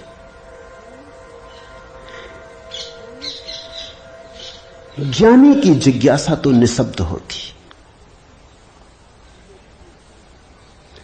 कहना चाहिए ज्ञानी की जिज्ञासा तो जिज्ञासा होती ही नहीं। जान लिया, जानने को कुछ बचा नहीं, पहुंच गए, चित्त निर्मल हुआ, शांत हुआ, घर लौट आए, विश्राम में आ गए। तो ज्ञानी की जिज्ञासा तो जिज्ञासा जैसी होती ही नहीं। इसका यह अर्थ नहीं कि ज्ञानी सीखने को तैयार नहीं होता। ज्ञानी तो सरल छोटे बच्चे की भांति हो जाता है, सदा तत्पर सीखने को। जितना ज्यादा तुम सीख लेते हो उतनी ही सीखने की तत्परता बढ़ जाती। जितने तुम सरल और निष्कपट होते चले जाते हो उतने ही सीखने के लिए तुम खुल जाते हो। आए हवाएं तुम्हारे द्वार खुले पाती, आए सूरज तुम्हारे द्वार पर दस्तक नहीं देनी पड़ती, आए परमात्मा तुम्हें सदा तत्पर पाता है। ज्ञानी ज्ञान को संग्रहित नहीं करता, ज्ञानी सिर्फ ज्ञान की क्षमता को उपलब्ध होता है। इस बात को ठीक से समझ लेना, क्योंकि पीछे ये काम पड़ेगी। ज्ञानी का केवल इतना ही अर्थ है कि जो जानने के लिए बिल्कुल खुला है, जिसका कोई पक्षपात नहीं, जानने के लिए जिसके पास कोई पर्दा नहीं, जिसके पास जानने के लिए कोई पूर्व नियोजित योजना ढांचा नहीं। ज्ञानी का अर्थ है ध्यानी, जो ध्यानपूर्ण है। तो देखा होगा अष्टावक्र ने गौर से जनक में झांक के, ये व्यक्ति ज्ञानी तो नहीं, ये ध्यान को तो उपलब्ध नहीं हुआ है, अन्यथा इसकी जिज्ञासा मौन होती, उसमें शब्द ना होते। बुद्ध के जीवन में उल्लेख है, एक फकीर मिलने आया, एक साधु मिलने आया, एक परिव्राजक घुमक्कड़। उसने आके बुद्ध से कहा, पूछने योग्य शब्द मेरे पास नहीं, क्या पूछना चाहता हूं उसे शब्दों में बांधने की मेरे पास कोई कुशलता नहीं। आप तो जानते ही हैं, समझ लें, जो मेरे योग को कहते हैं, ये ज्ञानी की जिज्ञासा है। बुद्ध चुप बैठे रहे, उन्होंने कुछ भी ना कहा। घड़ी भर बाद जैसे कुछ घटा, वो जो आदमी चुपचाप बैठा बुद्ध की तरफ देखता रहा था, उसकी आंख से आंसुओं की धार लग गई, चरणों में झुका, नमस्कार किया और कहा, धन्यवाद, खूब धन्यभागी हूं, जो लेने आया था आपने दिया। उठ के चला भी गया। उसके चेहरे पे अपूर्व आभा थी, वो नाचता हुआ गया। बुद्ध के आसपास के शिष्य बड़े हैरान हुए। आनंद ने पूछा, बनते भगवान, पहेली हो गई। पहले तो याद नहीं, कहता है कि मुझे पता नहीं कैसे पूछूं, पता नहीं किन शब्दों में पूछूं, ये भी पता नहीं क्या पूछने आया हूं। फिर आप तो जानते ही हैं सब, देख लें, मुझे जो मेरे लिए जरूरी हो कह दें। पहले तो ये आदमी ही जरा पहेली था, ये कोई ढंग हुआ पूछने का? और जब तुम्हें यही पता नहीं कि क्या पूछना, तो पूछना ही क्यों? पूछना क्या? खूब रही। फिर यही बात खत्म ना हुई, आप चुप बैठे सो चुप बैठे रह गए। आपको ऐसा कभी मौन देखा नहीं? कोई पूछता तो आप उत्तर देते। कभी कभी तो ऐसा होता, कोई नहीं भी पूछता तो भी आप उत्तर देते। आपकी करुणा सदा बहती रहती। क्या हुआ अचानक कि आप चुप रह गए और आंख बंद हो गई? और फिर क्या रहस्य में घटा कि वो आदमी रूपांतरित होने लगा? हमने उसे बदलते देखा, हमने उसे किसी और ही रंग में डूबते देखा, उसमें मस्ती आते देखी। वो नाचता हुआ गया है, आंसुओं से भरा हुआ, गदगद, आह्लादित, वो चरणों में झुका। उसकी सुगंध हमें भी छुई। ये हुआ क्या? आप कुछ बोले नहीं, उसने सुना कैसे? और हम तो इतने दिनों से, वर्षों से आपके पास, हम पर आपकी कृपा कम है क्या? ये प्रसाद जो उसे दिया हमें क्यों नहीं मिलता? लेकिन ध्यान रहे, उतना ही मिलता है जितना तुम ले सकते हो। बुद्ध ने कहा, सुनो, घोड़े, आनंद से घोड़े की बात की क्योंकि आनंद क्षत्रिय था, बुद्ध का चचेरा भाई था और बचपन से ही घोड़े का बड़ा शौक था। उसे घुड़सवार था, प्रसिद्ध घुड़सवार था, प्रतियोगी था बड़ा। उसने कहा, सुन आनंद, बुद्ध ने कहा, घोड़े 4 प्रकार के होते। एक तो मारो भी तो भी टस से मस नहीं होते, रद्दी से रद्दी घोड़े, जितना मारो उतना ही हठ योग्य हो जाते हैं, बिल्कुल हट बांध के खड़े हो जाते। तुम मारो तो वो जिद बना लेते कि देखें कौन जीतता। फिर दूसरे तरह के घोड़े होते हैं, मारो तो चलते हैं, न मारो तो नहीं चलते, कम से कम पहले से बेहतर। फिर तीसरे तरह के घोड़े होते हैं, कोड़ा फटकारो, मारना काफी जरूरी नहीं, सिर्फ कोड़ा फटकारो, आवाज काफी। और भी कुलीन होते, दूसरे से भी बेहतर। फिर आनंद, तुझे जरूर पता होगा, ऐसे भी घोड़े होते हैं कि कोड़े की छाया देख के भागते हैं, फटकारना भी नहीं पड़ता। ये ऐसा ही घोड़ा था, छाया काफी। अष्टावक्र ने देखा होगा गौर से। जब तुम आके मुझसे कुछ पूछते हो तो तुम्हारे प्रश्न से ज्यादा महत्वपूर्ण सवाल तुम हो। कभी कभी तुम्हें भी ऐसा लगता होगा कि तुमने जो नहीं पूछा था वो मैंने उत्तर दिया है, और कभी कभी तुम्हें ऐसा भी लगता होगा कि शायद मैं टाल गया तुम्हारे प्रश्न को, बचाव कर गया, कुछ और उत्तर दे गया हूं। लेकिन सदा तुम्हारी भीतरी जरूरत ज्यादा महत्वपूर्ण। तुम क्या पूछते हो ये उतना महत्वपूर्ण नहीं, क्योंकि तुम्हें खुद ही ठीक पता नहीं तुम क्या पूछते हो, क्यों पूछते हो। उत्तर वही दिया जाता है जिसकी तुम्हें जरूरत है। तुम्हारे पूछने से कुछ तय नहीं होता। देखा होगा अष्टावक्र ने ज्ञानी तो नहीं है जनक, अज्ञानी है फिर क्या? अज्ञानी भी नहीं है, क्योंकि अज्ञानी तो अकड़ा से भरा होता है। अज्ञानी तो झुकना जानता ही नहीं। ये तो मुझ 12 साल की उम्र के लड़के के पैरों में झुक गया, साष्टांग दंडवत की। ये अज्ञानी के लिए असंभव है। अज्ञानी तो समझता है कि मैं जानता ही हूं, मुझे कौन समझाएगा। अज्ञानी अगर कभी पूछता भी है तो तुम्हें गलत सिद्ध करने को पूछता है, क्योंकि अज्ञानी तो ये मान के चलता है कि पता तो मुझे है ही, देखें इनको भी पता है या नहीं। अज्ञानी परीक्षा के लिए पूछता है। नहीं, इसकी आंखें जनक की तो बड़ी निर्मल है। मुझ 12 साल के अनजान अपरिचित लड़के को सम्राट होते हुए भी इसने कहा, एतत् मम ब्रूहि प्रभो, हे प्रभु मुझे समझा के कहें। नहीं, ये विनयशील है, अज्ञानी तो नहीं। मूढ़ है क्या फिर? मूढ़ तो पूछते ही नहीं। मूढ़ों को तो पता ही नहीं कि जीवन में कोई समस्या है। मूढ़ और बुद्ध पुरुषों में एक समानता है। बुद्ध पुरुषों के लिए कोई समस्या नहीं रही, मूढ़ों के लिए अभी समस्या उठी ही नहीं। बुद्ध पुरुष समस्या के पार हो गए, मूढ़ अभी समस्या के बाहर है। मूढ़ तो इतना मूर्छित है, उसे कहां सवाल कथम ज्ञानम, मूढ़ पूछेगा।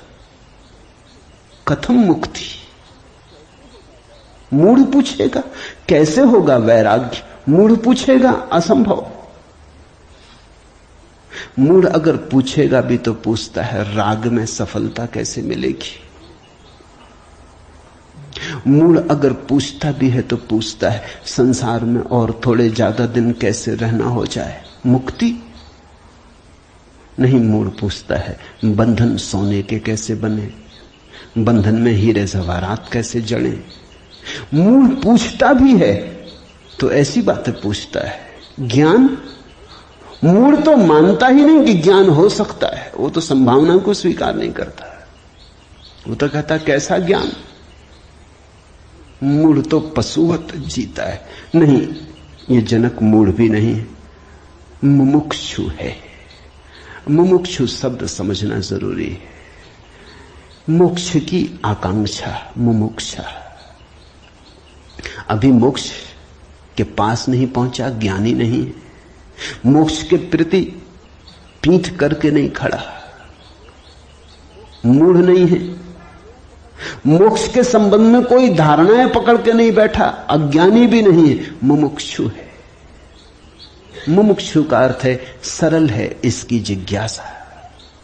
न मूढ़ता से अपवित्र हो रही है, न अज्ञानपूर्ण धारणाओं से विकृत हो रही है। शुद्ध है इसकी जिज्ञासा, सरल चित्त से पूछा है।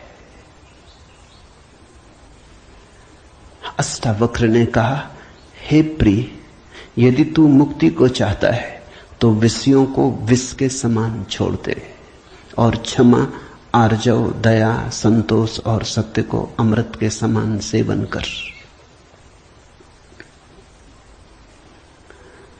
मुक्ति मिच्छसि चेतात विषयान विस्वत्यज। शब्द विषय बड़ा बहुमूल्य है, वो विष से ही बना है। विष का अर्थ होता है जिसे खाने से आदमी मर जाए। विषय का अर्थ होता है जिसे खाने से हम बार बार मरते, बार बार भोग, बार बार भोजन, बार बार महत्वाकांक्षा, ईर्ष्या, क्रोध, जलन, बार बार इन्हीं को खा खा के तो हम मरे, बार बार इन्हीं के कारण तो मरे। अब तक हमने जीवन में जीवन कहां जाना, मरने को ही जाना है। अब तक हमारा जीवन, जीवन की प्रज्वलित ज्योति कहां, मृत्यु का ही धुआं है। जन्म से लेकर मृत्यु तक हम मरते ही तो हैं, धीरे धीरे, जीते कहां, रोज रोज मरते। जिसको हम जीवन कहते हैं वो एक सतत मरने की प्रक्रिया है। अभी हमें जीवन का तो पता ही नहीं, तो हम जिएंगे कैसे? ये शरीर तो रोज क्षीण होता चला जाता है, ये बल तो रोज खोता चला जाता है, ये भोग और विषय तो रोज हमें चूसते चले जाते, जरा जीर्ण करते चले जाते। ये विषय और कामनाएं तो छेदों की तरह, इनसे हमारी ऊर्जा और आत्मा रोज बहती चली जाती, आखिर में घड़ा खाली हो जाता, उसको हम मृत्यु कहते। तुमने कभी देखा, अगर छिद्र वाले घड़े को कुएं में डालो तो जब तक घड़ा पानी में डूबा होता है भरा मालूम पड़ता है, उठाओ पानी के ऊपर, खींचो रस्सी, बस खाली होना शुरू हुआ। जोर का शोरगुल होता है, उसी को तुम जीवन कहते हो। जलधारें गिरने लगती, उसी को तुम जीवन कहते हो। और घड़ा जैसे जैसे पास आता है, हाथ के खाली होता चला जाता। जब हाथ में आता है तो खाली घड़ा, जल की एक बूंद भी नहीं। ऐसा ही हमारा जीवन है। बच्चा पैदा नहीं हुआ, भरा मालूम होता है, पैदा हुआ कि खाली होना शुरू हुआ। जन्म का पहला दिन मृत्यु का पहला दिन है, खाली होने लगा। एक दिन मरा, 2 दिन मरा, 3 दिन मरा। जिनको तुम जन्मदिन कहते हो, अच्छा हो मृत्यु दिन कहो तो ज्यादा सत्यतर होगा। 1 साल मर जाते हो, उसको कहते हो चलो एक जन्मदिन आ गया। 50 साल मर गए, कहते हो 50 साल जी लिए, स्वर्ण जयंती मनाए। 50 साल मरे, मौत करीब आ रही, जीवन दूर जा रहा है, घड़ा खाली हो रहा है। जो दूर जा रहा है उसके आधार पर तुम जीवन को सोचते हो, या जो पास आ रहा है उसके आधार पर? यह कैसा उल्टा गणित! हम रोज मर रहे हैं, मौत करीब सरकती आती। अष्टावक्र कहते हैं विषय हैं विषवत, क्योंकि उन्हें खा खा के हम सिर्फ मरते हैं, उनसे कभी जीवन तो मिलता नहीं। यदि तू मुक्ति चाहता है हे तात, हे प्रिय, तो विषयों को विष के समान छोड़ दे और क्षमा, आर्जव, दया, संतोष और सत्य को अमृत के समान सेवन कर। अमृत का अर्थ होता है जिससे जीवन मिले, जिससे अमृतत्व मिले, जिससे उसका पता चले जो फिर कभी नहीं मरेगा। तो क्षमा, क्रोध विष है, क्षमा अमृत है, आर्जव, कुटिलता विष है, सीधा सरलपन आर्जव अमृत है, दया, कठोरता, क्रूरता विष है, दया, करुणा अमृत है, संतोष, असंतोष का कीड़ा खाए चला जाता। असंतोष का कीड़ा हृदय में कैंसर की तरह फैलता चला जाता है, विष को फैलाए चले जाता है। संतोष जो है उससे तृप्ति, जो नहीं है उसकी आकांक्षा नहीं, जो है वो काफी से ज्यादा है, वो है ही काफी से ज्यादा। आंख खोलो जरा देखो, संतोष कोई थोपना नहीं है ऊपर, जीवन को जरा गौर से देखो, तुम्हें जो मिला है वो तुम्हारी जरूरत से सदा ज्यादा है। तुम्हें जो चाहिए वो मिलता ही रहा है, तुमने जो चाहा है वो सदा मिल गया है। तुमने दुख चाहा है तो दुख मिल गया है, तुमने सुख चाहा है तो सुख मिल गया है, तुमने गलत चाहा तो गलत मिल गया है। तुम्हारी चाह ने तुम्हारे जीवन को रचा है। चाह बीज है, फिर जीवन उसकी फसल है। जन्मों जन्मों में जो तुम चाहते रहे हो वही तुम्हें मिलता रहा है। कई बार तुम सोचते हो हम कुछ और चाह रहे हैं, जब मिलता है तो कुछ और मिलता है। तो तुम्हारे चाहने में भूल नहीं हुई है, सिर्फ तुमने चाहने के लिए गलत शब्द चुन लिया था। जैसे तुम चाहते हो सफलता, मिलती है विफलता, तुम कहते हो विफलता मिल रही, चाही तो सफलता थी। लेकिन जिसने सफलता चाही उसने विफलता को स्वीकार कर ही लिया। वो विफलता से भीतर डर ही गया है। विफलता के कारण ही तो सफलता चाह रहा है, और जब जब सफलता चाहेगा तब तक विफलता का ख्याल आएगा। विफलता का ख्याल भी मजबूत होता चला जाएगा। सफलता तो कभी मिलेगी, लेकिन रास्ते पर यात्रा तो विफलता में ही बीतेगी। विफलता का भाव संघरीभूत होगा। वो इतना संघरीभूत हो जाएगा कि वही एक दिन प्रकट हो जाएगा। तब तुम कहते हो कि हमने तो सफलता चाही थी, लेकिन सफलता के चाहने में तुमने विफलता को चाह लिया। लाओजू ने कहा है सफलता चाहिए विफलता मिलेगी। अगर सचमुच सफलता चाहिए हो, सफलता चाहना ही मत, फिर तुम्हें कोई विफल नहीं कर सकता। तुम कहते हो हमने सम्मान चाहा था, अपमान मिल रहा है। सम्मान चाहता ही वही व्यक्ति है जिसका अपने प्रति कोई सम्मान नहीं। वही तो दूसरों से सम्मान चाहता है। अपने प्रति जिसका अपमान है वही तो दूसरों से अपने अपमान को भर लेना चाहता है, ढांक लेना चाहता है। सम्मान की आकांक्षा इस बात की खबर है कि तुम अपने भीतर अपमानित अनुभव कर रहे हो। तुम्हें अनुभव हो रहा है कि मैं कुछ भी नहीं हूं, दूसरे मुझे कुछ बना दे, सिंहासन पे बिठा दे, पताकाएं फहरा दे, झंडे उठा ले मेरे नाम के, दूसरे कुछ कर दे। तुम भिखमंगे हो। तुमने अपना अपमान तो खुद कर लिया जब तुमने सम्मान चाहा, और यह अपमान गहन होता जाएगा। लाओसू कहता है मेरा कोई अपमान नहीं कर सकता क्योंकि मैं सम्मान चाहता ही नहीं। यह सम्मान को पा लेना है।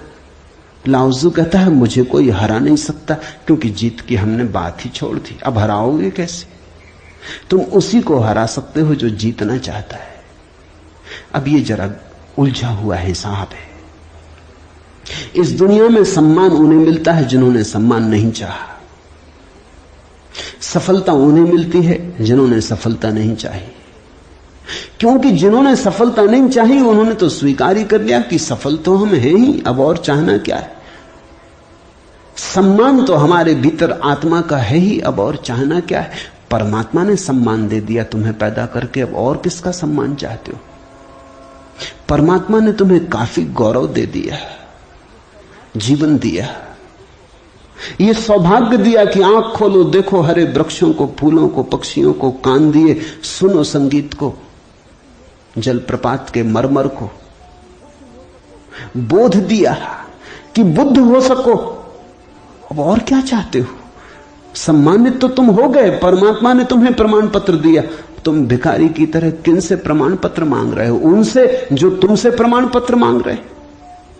ये बड़ा मजेदार मामला है। दो भिखारी एक दूसरे के सामने खड़े भीख मांग रहे। ये भीख मिलेगी कैसे? दोनों भिखारी। तुम किससे सम्मान मांग रहे हो? किसके सामने खड़े हो?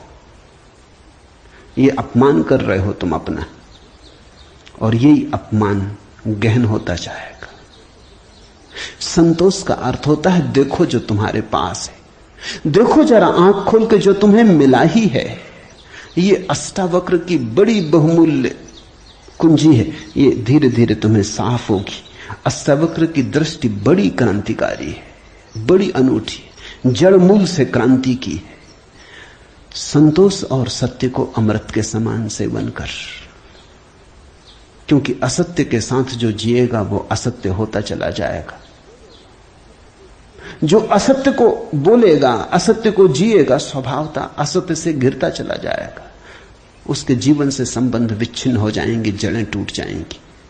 परमात्मा में जड़ें चाहते हो तो सत्य के द्वारा ही वे जड़ें हो सकती हैं। प्रामाणिकता और सत्य के द्वारा ही तुम परमात्मा से जुड़ सकते हो। परमात्मा से टूटना है तो असत्य का धुआं पैदा करो, असत्य के बादल अपने पास बनाओ। जितने तुम असत्य होते चले जाओगे उतने परमात्मा से दूर होते चले जाओगे। तू न पृथ्वी है, न जल है, न वायु है, न आकाश है। मुक्ति के लिए आत्मा को, अपने को, इन सब का साक्षी चैतन्य जान। सीधी सीधी बातें, भूमिका भी नहीं। अभी 2 वचन नहीं बोले अष्टावक्र ने कि ध्यान आ गया, कि समाधि की बात आ गई। जानने वाले के पास समाधि के अतिरिक्त और कुछ जताने को है भी नहीं। वो 2 वचन भी बोले, क्योंकि एकदम से अगर समाधि की बात होगी तो शायद तुम चौंक ही जाओगे, समझ ही ना पाओगे। मगर 2 वचन और सीधी समाधि की बात आ गई। अष्टावक्र 7 कदम भी नहीं चलते, बुद्ध तो 7 कदम चले, 8वें कदम पे समाधि। अष्टावक्र तो पहला कदम ही समाधि का उठाते। तू न पृथ्वी है, न जल, न वायु, न आकाश। ऐसी प्रतीति में अपने को थिर कर। मुक्ति के लिए आत्मा को, अपने को, इन सब का साक्षी चैतन्य जान। साक्षी सूत्र है, इससे महत्वपूर्ण सूत्र और कोई भी नहीं। देखने वाले बनो, जो हो रहा है उसे होने दो, उसमें बाधा डालने की जरूरत नहीं। ये देह तो जल है, मिट्टी है, अग्नि है, आकाश है। तुम इसके भीतर तो वो दिए हो जिसमें ये सब जल, अग्नि, मिट्टी, आकाश, वायु प्रकाशित हो रही। तुम दृष्टा हो। इस बात को गहन करो। साक्षिणाम चिद्रूपम आत्मानम विद्धि। ये इस जगत में सर्वाधिक बहुमूल्य सूत्र है। साक्षी बनो। इसी से होगा ज्ञान, इसी से होगा वैराग्य, इसी से होगी मुक्ति। प्रश्न 3 थे, उत्तर 1 है। यदि तू देह को अपने से अलग कर और चैतन्य में विश्राम कर स्थित है, तो तू अभी ही सुखी, शांत और बंध मुक्त हो जाएगा। इसलिए मैं कहता हूं, यह जड़ मूल से क्रांति है। पतंजलि इतनी हिम्मत से नहीं कहते कि अभी ही। पतंजलि कहते हैं करो अभ्यास, यम नियम साधो,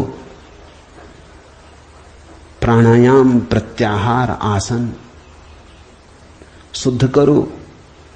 जन्म जन्म लगेंगे तब सिद्धि है। महावीर कहते हैं 5 महाव्रत, और तब जन्म जन्म लगेंगे, तब होगी निर्जरा, तब कटेगा जाल कर्मों का। सुनो अष्टावक्र को।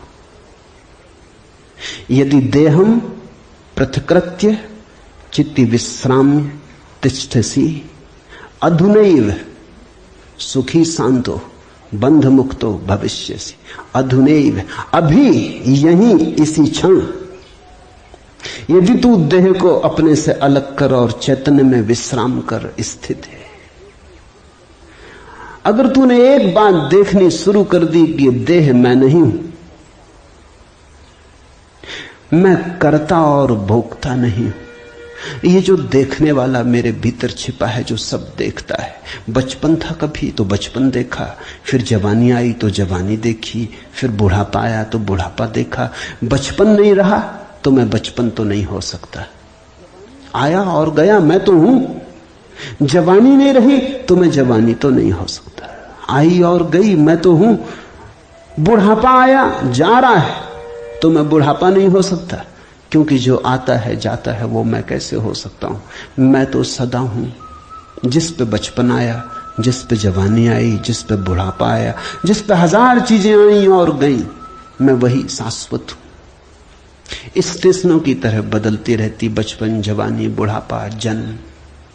यात्री चलता जाता। तुम स्टेशन के साथ अपने को एक तो नहीं समझ लेते। पूना की स्टेशन पर तुम ऐसा तो नहीं समझ लेते कि मैं पूना हूं। फिर पहुंचे मनमाड़ तो ऐसा तो नहीं समझ लेते कि मैं मनमाड़ हूं। तुम जानते हो कि पूना आई गई, मनमाड़ आया गया। तुम तो यात्री हो, तुम तो दृष्टा हो जिसने पूना देखी, पूना आई। जिसने मनमाड़ देखा मनमाड़ आया। तुम तो देखने वाले हो। तो पहली बात, जो हो रहा है उसमें से देखने वाले को अलग कर लो, देह को अपने से अलग कर, और चैतन्य में विश्राम। और करने योग्य कुछ भी नहीं है। जैसे लाओत्सु का सूत्र है समर्पण, वैसे अष्टावक्र का सूत्र है विश्राम, रेस्ट। करने का कुछ भी नहीं है। मेरे पास लोग आते हैं, वो कहते हैं ध्यान कैसे करें। वो प्रश्न ही गलत पूछ रहे हैं। गलत पूछते हैं तो मैं उनको कहता हूं करो। क्या करोगे? तो उनको बता देता हूं कि करो, कुछ ना कुछ तो करना ही पड़ेगा। अभी तुम्हें करने की खुजलाहट है तो उसे तो पूरा करना होगा। खुजली है तो क्या करोगे? बिना खुजाए नहीं बनता। लेकिन धीरे धीरे उनको करवा करवा के थका डालता हूं। फिर वो कहते हैं अब इससे छुटकारा दिलवाओ। अब कब तक ये करते रहे? उनको तो मैं तो पहले ही राजी था,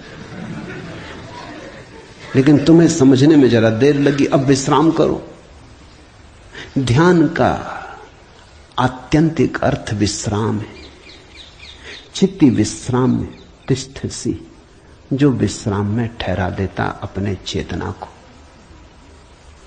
जो होने मात्र में ठहर जाता, कुछ करने को नहीं।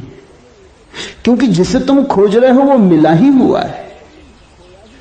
क्योंकि जिसे तुम खोज रहे हो उसे कभी खोया ही नहीं, उसे खोया नहीं जा सकता। वही तुम्हारा स्वभाव है। अयम आत्मा ब्रह्म, तुम ब्रह्म हो, अनल हक, तुम सत्य हो। कहां खोजते हो? कहां भागे चले जाते हो? अपने को ही खोजने कहां भागे चले जाते हो? रुको, ठहरो। परमात्मा दौड़ने से नहीं मिलता, क्योंकि परमात्मा दौड़ने वाले में छिपा है। परमात्मा कुछ करने से नहीं मिलता, क्योंकि परमात्मा करने वाले में छिपा है। परमात्मा के होने के लिए कुछ करने की जरूरत ही नहीं, तुम हो ही। इसलिए अष्टावक्र कहते हैं चित्ती विश्राम में विश्राम करो, ढीले छोड़ो अपने को, ये तनाव छोड़ो। कहां जाते? कहीं जाने को नहीं, कहीं पहुंचने को नहीं। और चैतन्य में विश्राम, तो तू अभी ही इसी क्षण अधुनैव सुखी शांत और बंध मुक्त हो जाएगा। अनूठा है वचन, नहीं कोई और शास्त्र इसका मुकाबला करता है। तू ब्राह्मण आदि वर्ण नहीं, और न तो कोई आश्रम वाला है, और न आंख आदि इंद्रियों का विषय। असंग और निराकार तू सबका विश्व का साक्षी है, ऐसा जानकर सुखी हो। अब ब्राह्मण कैसे टीका लिखे?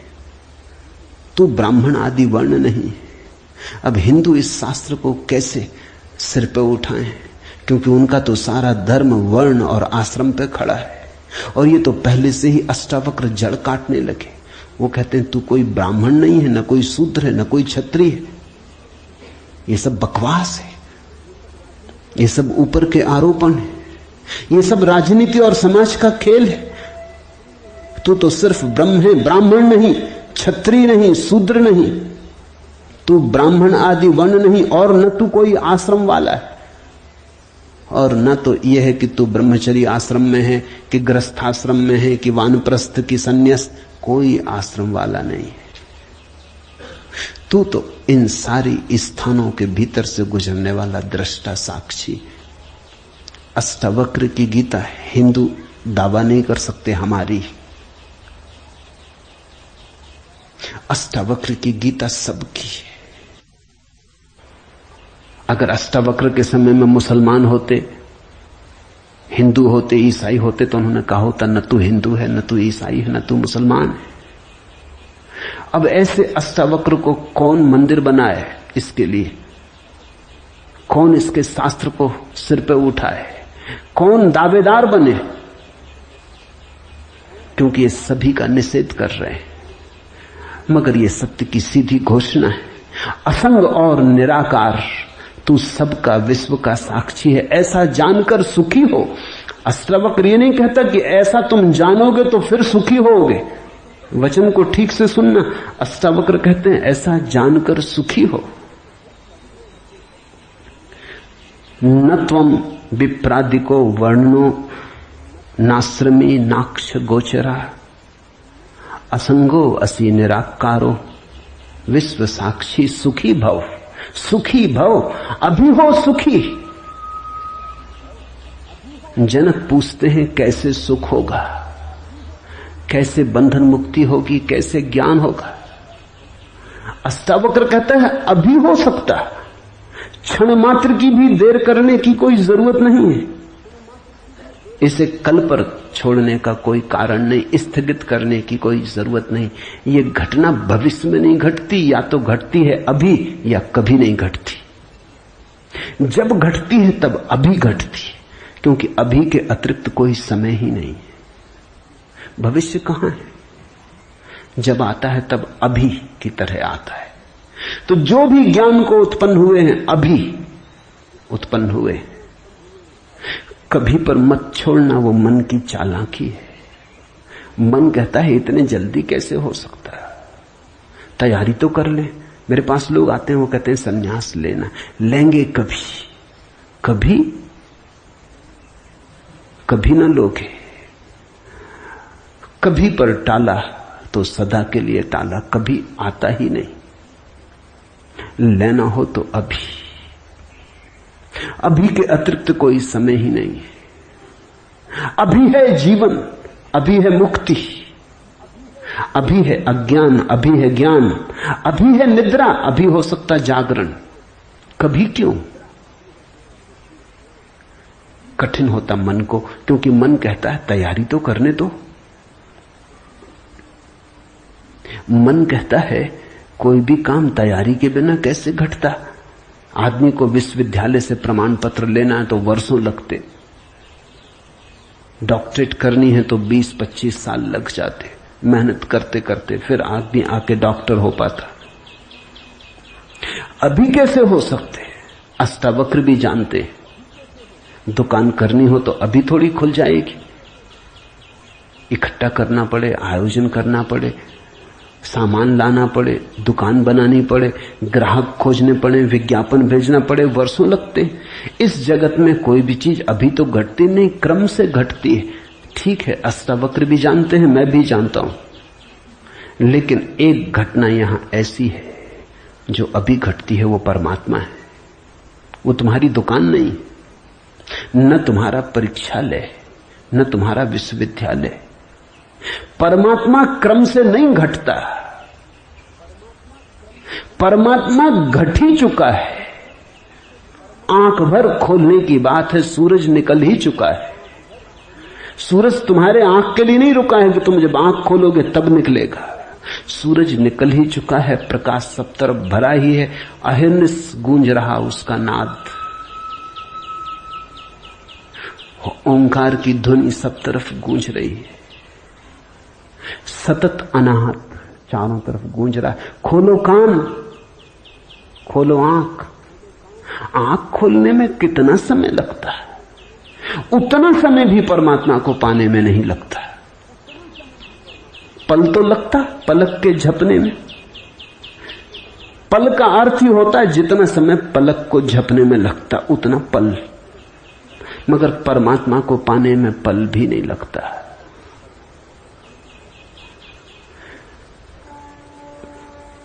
विश्व साक्षी असंगो वसी निराकारो सुखी भव। अभी हो सुखी। उधार नहीं है अष्टावक्र का धर्म, नगद, कैश।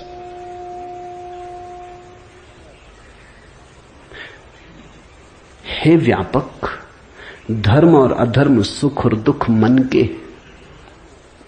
धर्म और अधर्म, सुख और दुख मन के, तेरे लिए नहीं। तू न करता है न भोगता है, तू तो सर्वदा मुक्ति ही है। मुक्ति हमारा स्वभाव है, ज्ञान हमारा स्वभाव है,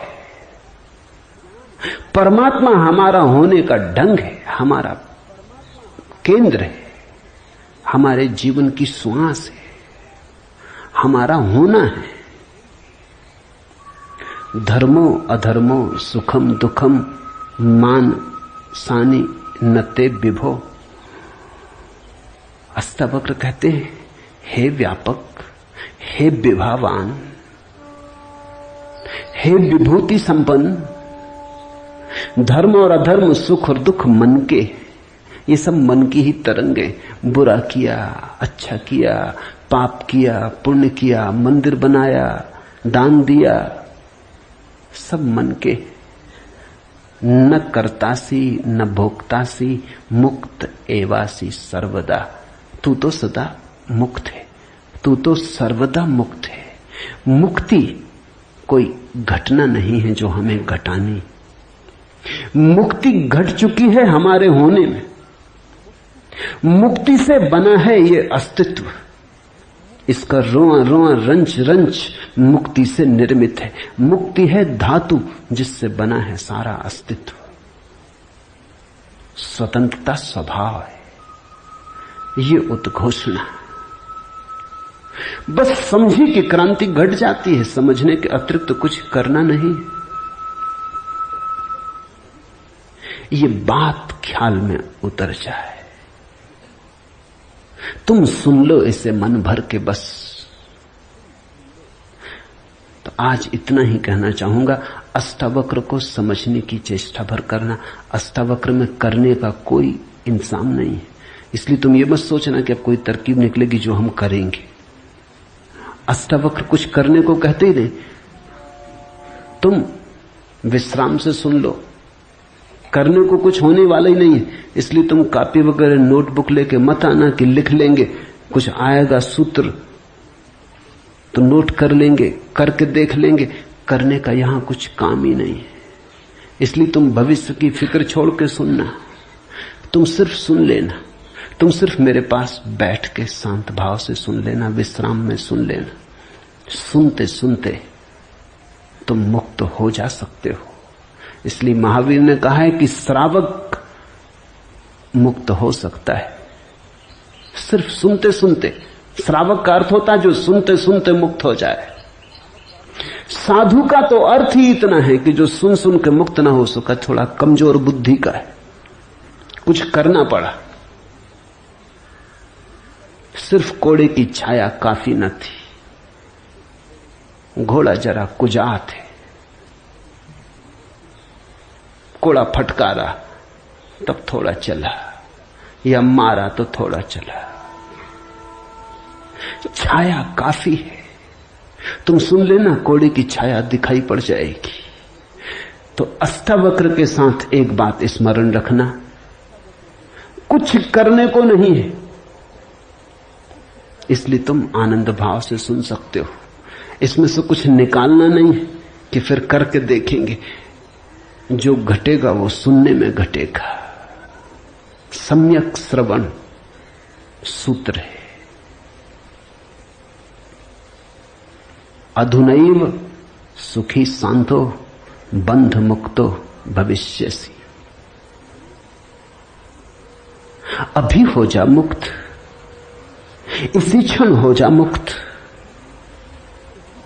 कोई रोक नहीं रहा, कोई बाधा नहीं, हिलने की भी जरूरत नहीं है। जहां है वहीं हो जा मुक्त, क्योंकि मुक्त तू है ही। जाग और हो जा मुक्त। असंगो वसी निराकारो विश्व साक्षी सुखी भव। हो जा सुखी। एक पल की भी देर करने की कोई जरूरत नहीं। छलांग है, क्वांटम छलांग।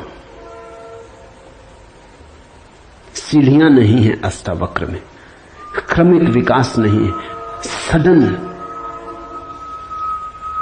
इसी क्षण हो सकता है। हरिओम तत्सत। आज इतना ही।